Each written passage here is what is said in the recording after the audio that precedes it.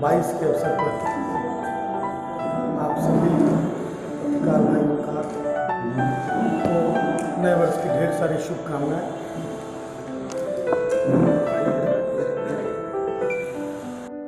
Party की ओर से और व्यक्तिगत रूप से आज इस प्रेस वार्ता में उपस्थित हैं बिहार प्रदेश राष्ट्रीय जनता दल के उपाध्यक्ष और पूर्व विधान पार्षद, वरिष्ठ पत्रकार, लेखक आदरणीय श्री प्रेम कुमार मनी जी, और दूसरी तरफ बिहार विधानसभा के माननीय सदस्य डेहरी जमालपुर के विधायक श्री फतेह बहादुर सिंह। आज प्रेस वार्ता के लिए हम लोग इकट्ठे हुए हैं। विषय है अमर शहीद बिहार लेनिन जगदेव प्रसाद। श्री जगदेव प्रसाद जी का 100वां जन्मदिन 2 फरवरी 2022 को पूरा होता है। 2022 2 फरवरी को राष्ट्रीय जनता दल जगदेव बाबू के शताब्दी दिवस के जन्म शताब्दी दिवस के रूप में मनाया, और इस क्रम में राष्ट्रीय जनता दल ने यह फैसला किया है कि जगदेव बाबू के 100वें जन्मदिन पर शहीद जगदेव जन्म शताब्दी समारोह पटना के बापू सभागार में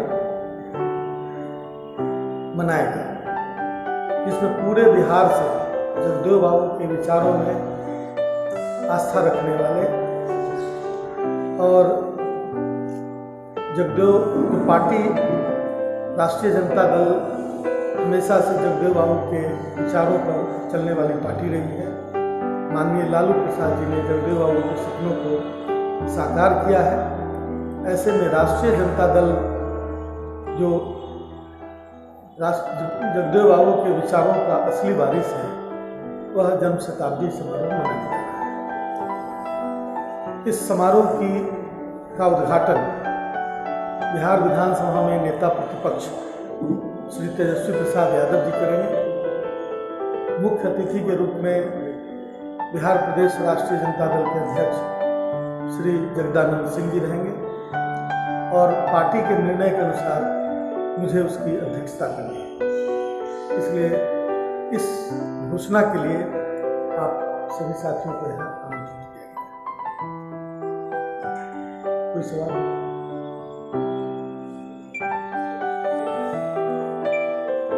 समाज के छूटे हुए लोग, शोषित समाज के लोग, जिन पर कभी लंबे समय से अत्याचार होता रहा, उसके विरुद्ध उन्होंने आंदोलन छेड़ा था, और वह इतना निर्भीक आंदोलन था कि जिसका असर पूरे बिहार, खासतौर से मध्य बिहार में इसका इतना जबरदस्त असर था कि आम आवाम आंदोलित हो उठी थी। लेकिन उस समय की जो सामंतवादी ताकतें थी, उन्होंने इस आंदोलन का दमन किया, और उसी क्रम में शहीद जगदेव बाबू शहीद हुए और उनकी हत्या कर दी गई। आज तक वह जो घटना हुई उस पर बहुत सारी बातें आती हैं, लेकिन जगदेव बाबू ने जिस निर्भीकता के साथ जिन मूल्यों को लेकर लड़ाई लड़ी, लालू प्रसाद जी ने बाद के दिनों में उस लड़ाई को बहुत हद तक जमीन पर उतारने का काम किया, अंजाम तक पहुंचाने का काम। इसलिए राष्ट्रीय जनता दल जगदेव बाबू के उन कृतियों को नहीं भूल सकता, और माननीय लालू प्रसाद जी के द्वारा उनके किए गए कार्यों को जनता नहीं भूल सकती। इसलिए बहुत प्रासंगिक समय है, बहुत प्रासंगिकता है कि जगदेव बाबू का जन्म शताब्दी समारोह राष्ट्रीय जनता दल मनाए, और उसकी तैयारी के लिए हम आज से शुरू कर रहे हैं। माननीय राष्ट्रीय अध्यक्ष लालू प्रसाद जी अभी इलाज में हैं दिल्ली में। बीच बीच में उनकी तबीयत जो खराब होती है कभी कभी, तो उसके मद्देनज़र हम लोगों ने आमंत्रित तो किया है, लेकिन स्थिति को देखकर उस समय देखा जाएगा कैसा है। लेकिन लालू प्रसाद जी के ही विचारों के आधार पर, उनके ही निर्देश पर यह निर्णय पार्टी ने लिया है। अच्छा, मुख्यमंत्री नीतीश कुमार समाज सुधार अभियान जो चला रहे हैं, उनका कहना है कि आप लोग समझ ही नहीं पा रहे हैं। अब ऐसा क्या अभियान कि जो लोग नहीं समझ पा रहे हैं?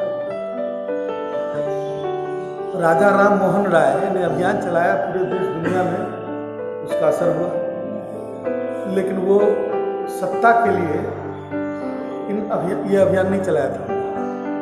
आज जो अभियान, जिस तरह के भी अभियान चलाए जा रहे हैं, ऐसा प्रतीत होता है कि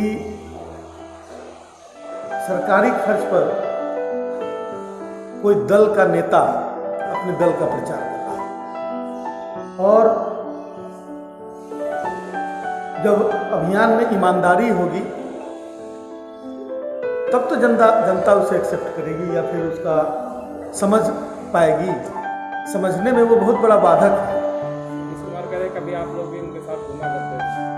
नहीं, हम लोग तो उस अभियान की शुरुआत में थे, और हम लोग इस बात के लिए हम लोगों ने अभियान की घोषणा नहीं की थी कि एक तरफ हम शराबबंदी रखें और दूसरे तरफ से शराब घर घर पहुंचाया जाए। इसके लिए हम लोगों ने अभियान चलाया था।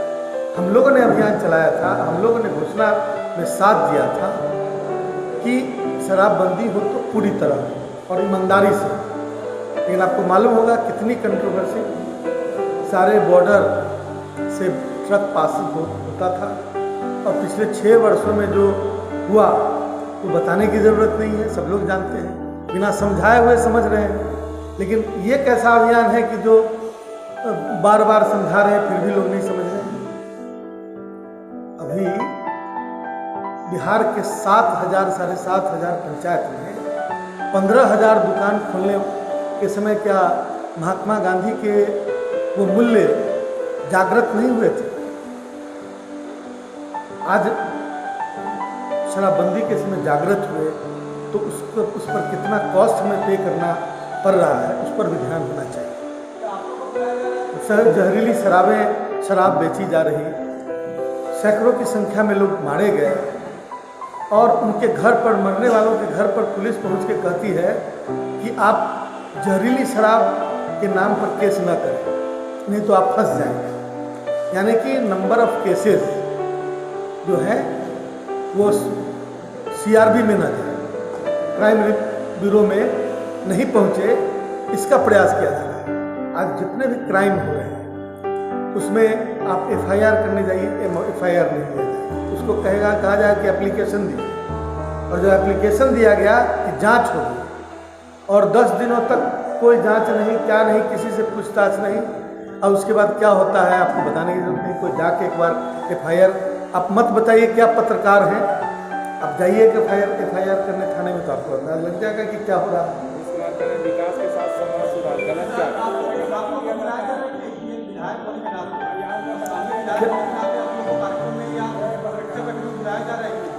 कार्यक्रम गैर राजनीतिक होता तो शायद हम लोग चले भी जाते हैं।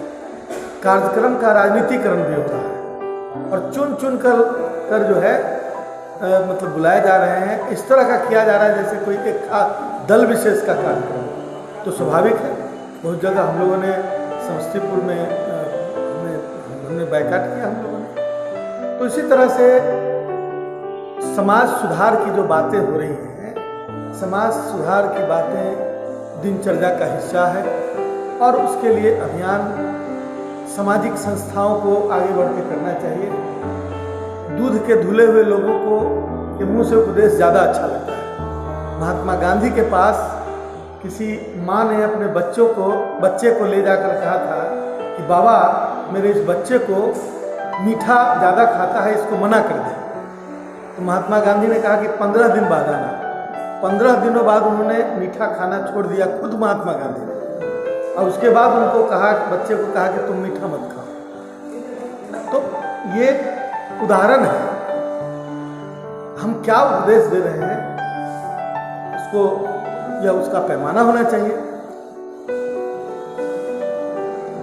समाज सुधार के बिल्कुल समर्थक हैं।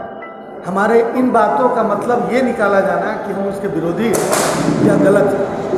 हमें ऑब्जेक्शन है इन बातों से कि हम शराबबंदी की प्रक्रिया को, शराबबंदी को सख्त करना या पूरी तरह बंद करना, शराब मद्य निषेध के समर्थक हैं, लेकिन यदि जहरीली शराब से लोग मर रहे हैं उस पर कोई प्रतिक्रिया दी जाती है तो ऐसा कहा जाता है जैसे हम लोग शराबबंदी को नहीं चाहते हैं या शराबबंदी खुलवाना चाहते हैं। क्या गलत तर्क है।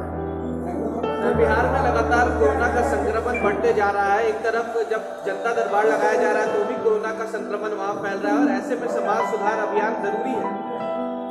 देखिए, कोरोना का संक्रमण नियंत्रित करना सरकार के एजेंडा में प्राथमिकता में होना चाहिए और हमेशा ये होता है कि जब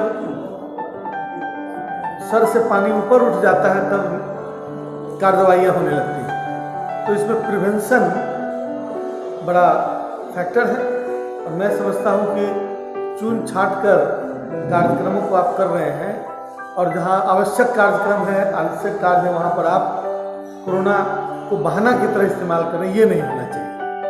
कोरोना संक्रमण को रोकने की हर कोशिश होनी चाहिए और हम लोग चाहते हैं कि कोरोना संक्रमण रुके।